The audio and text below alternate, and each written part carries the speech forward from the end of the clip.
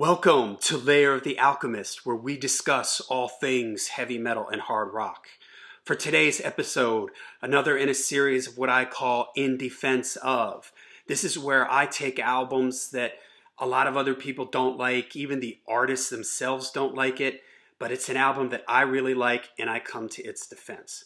So, the album that I've picked for today is the 1986 album from Ozzy Osbourne called The Ultimate Sin. This was Ozzy's fourth solo album. It's also the last album to feature his second guitar player, or actually his third guitar player at this point, Jakey Lee. It also features Phil Soussan on bass, Randy Castillo on drums. It should be noted that Bob Daisley, who was the original bass player in Ozzy's solo band, who wrote all the lyrics for Ozzy's first three albums, also wrote the lyrics and was involved in the songwriting for this album. He's not credited on the album, and Jakey Lee is not credited either. It's listed as all songs and lyrics by Ozzy Osbourne, but that's because Jake and Bob were paid a flat fee for their services and told, you're not going to get any writing credits, but here's your money. So anyways, Bob Daisley, one of my favorite bass players and lyricists, was involved in this record. Why do some people not like this record? Well, for one thing, Ozzy doesn't seem to really like this record. And I think some of the reasons are it was at a point in time in his life where he was in and out of rehab, had stuff going on.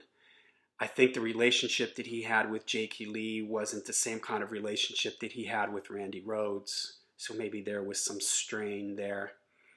And also Ozzy just never really liked the mix of the record.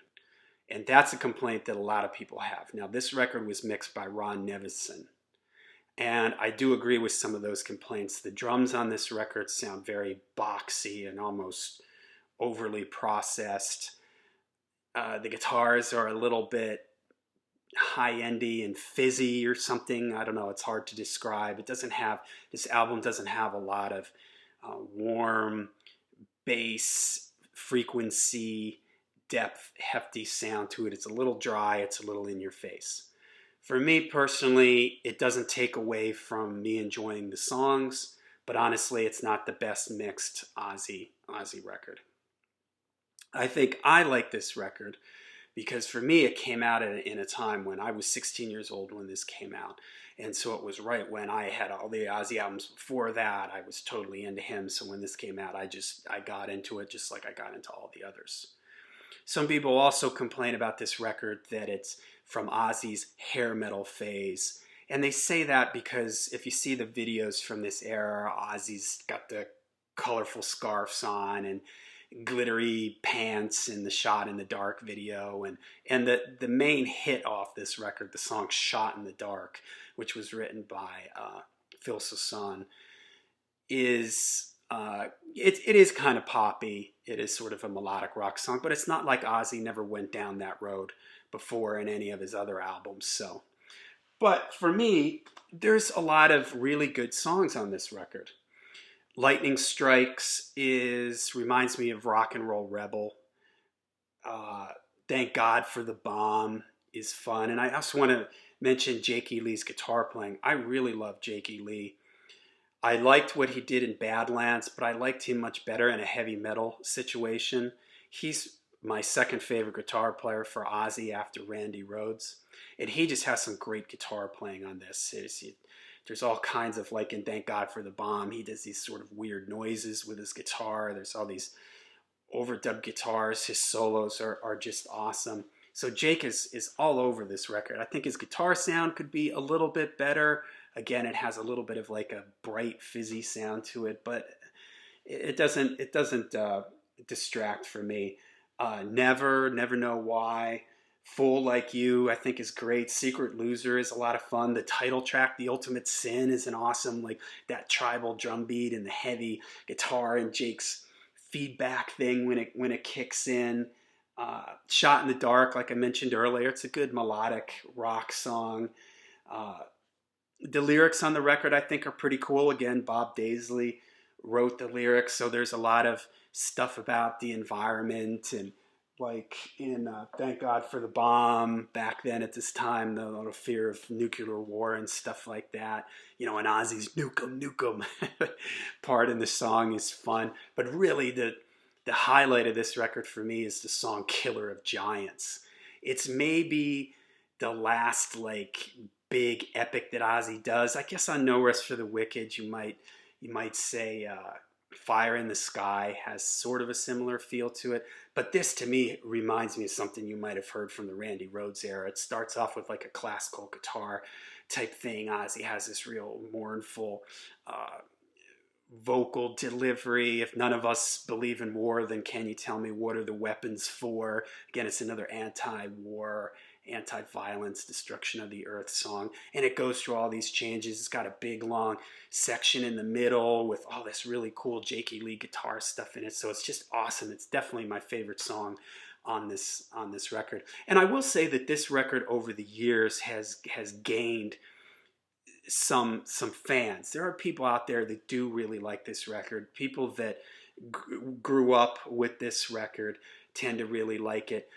Do I put it? I don't put it higher than any of the Randy Rhoads era stuff. I don't put it higher than Bark at the Moon. But for me, I enjoy this more than No Rest for the Wicked, which for me, No Rest for the Wicked was really the last Ozzy album that kind of sounded like classic Ozzy. After No Rest for the Wicked, Ozzy did No More Tears, where I think he went in more of a radio hard rock direction. And another reason why I like this is that it sort of has some of the classic Ozzy image and lyrics type stuff, like the Ultimate Sin, the cover here with him as a dragon or some kind of monster, and he still has a little bit of the bats and demons thing, which I like about him. I miss that, and he seemed to get away from that.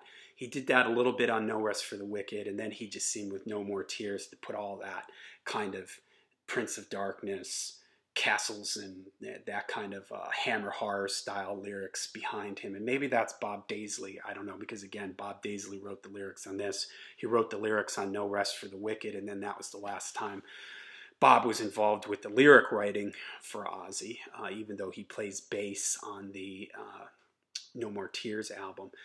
So again, for me, it reminds me of classic Ozzy. It's an album that I really like. I think there's a lot of great songs on it. The title track, "Killer of Giants." Uh, so for me, it's just an album that I love. I think it gets some undue scorn. Ozzy, like I said, for years, you couldn't even get this as a remaster. It wasn't even available. When he put out all his remasters, for some reason, this one was never remastered. It wasn't on the streaming services for the longest time. So for whatever reason, Ozzy just has a thing against this record.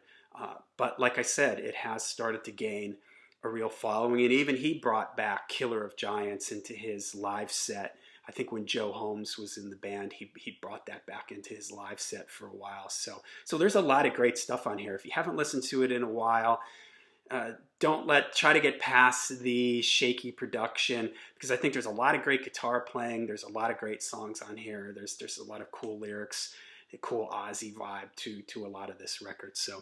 So let me know what you think in the comments. What do you think of this record? Do you like it? Do you dislike it? How does it rank for you in the Ozzy catalog? For me, it's probably his fourth or fifth best album. I might flip it with No Rest for the Wicked. I think I'd like it a little better than No Rest for the Wicked, but they're pretty close to each other for me. So let me know what you think in the comments, and make sure you hit subscribe and like. And until we see you again, remember to stay heavy, stay metal.